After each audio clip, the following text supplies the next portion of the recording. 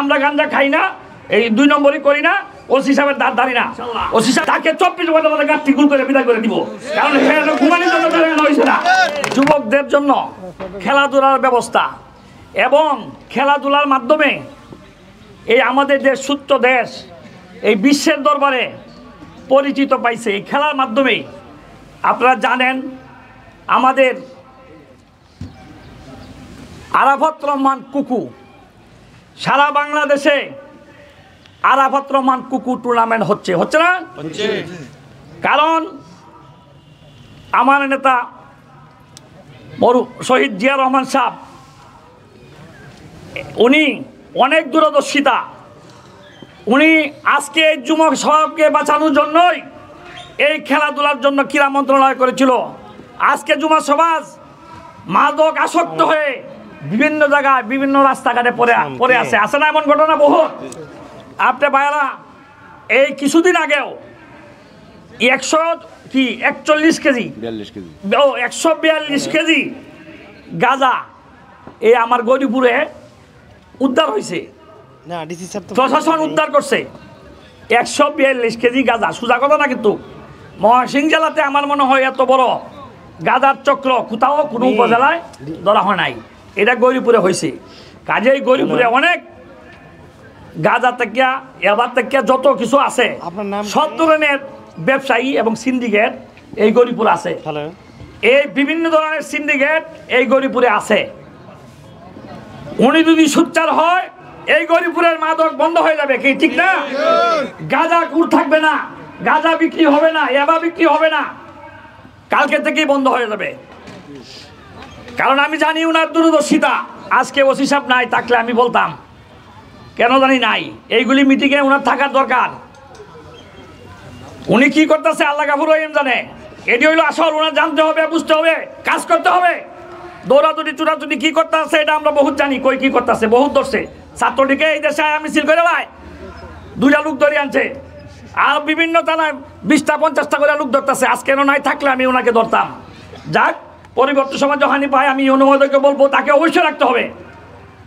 সে আইন শৃঙ্খলা রক্ষাকারী কি কাজ করতেছে, কি করিয়া যে 217 বছর এই দেশে শাসন করছে, হাজার মায়ের বুক খালি করছে, এখন আবার আইসা তারা প্রতিষ্ঠা বার্ষিকী পালন করে বেলায় গরিপুর।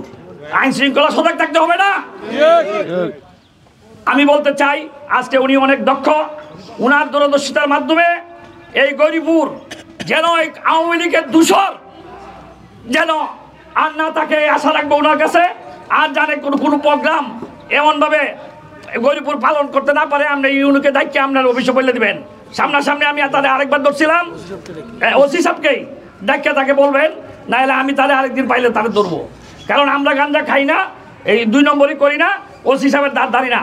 ওসি সাহেব আইসে আমাদের পারপাস সাফ করার জন্য, তুমি পারপাস না সাফ করে গরিপুর তার তাই হবে না ইনশাল্লাহ। তাকে 24 ঘন্টার মধ্যে গাঁটটি গুল করে বিদায় করে দিব, কারণ ঘুমানির জন্য হয়েছে না। ভাইরা, আমি এটুকু বলতে চাই, আজকের যে খেলা, এই খেলা আমাদের সমাজকে উদ্বুদ্ধ করবে, ভালোর দিকে ফিরে আনবে। আমাদের আরাফাত রহমান কুকু, আপনারা জানেন আমার মা দেশনেত্রী বেগম খালেদা জিয়া 3 বারের প্রধানমন্ত্রী, দেখছেন এই গত 5 দিন লন্ডনে গেছে। আরে ভাই, হাজারো লোকের না, কোটি লোকের বিরতেই পারি না মানুষের লাগিয়া।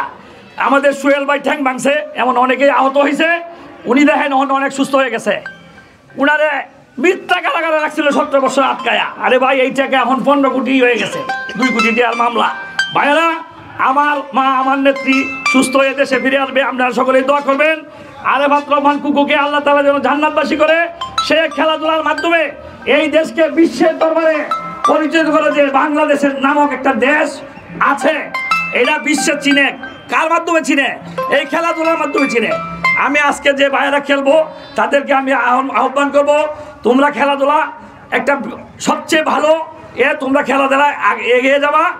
আর আমি অনুমোদনকে বলবো, এই স্টেডিয়ামের কথাটা আমি আরেকদিন বক্তৃতায় বলছিলাম, এটাই কেন স্টেডিয়াম এমন থাকবে, টাকার তো অভাব নাই। উপজেলার আমাদের নির্বাহী কর্মকর্তার দূরদর্শিতা অনেক বেশি। আমি এই কিছু টাকা আছে আমি জানি, 30-35 লাখ টাকা, আর কিছু টাকায় করিয়া এই স্টেডিয়ামে যেন আগামী দিনে এইভাবে আমাদের বক্তব্য না দিতে হয়, আরো সুন্দর একটা ব্যবস্থা উনি করে দেবেন। এই আশা, এই আহ্বান দেখে উনি এই গরিপুরের এই সমাজকে ভালোর দিকে এগিয়ে নিবে, উনাকে আল্লাহ তাআলা দীর্ঘ হায়াত দারাজ করুক, এই আশা এই আহ্বান রেখে আমি আমার কথা শেষ করছি। বাংলাদেশ জিন্দাবাদ, শহীদ যে অমর হোক, দেশনেত্রী বেগম খালেদা জিয়া জিন্দাবাদ, আমার নেতা তারেক রহমান জিন্দাবাদ। আসসালামু আলাইকুম।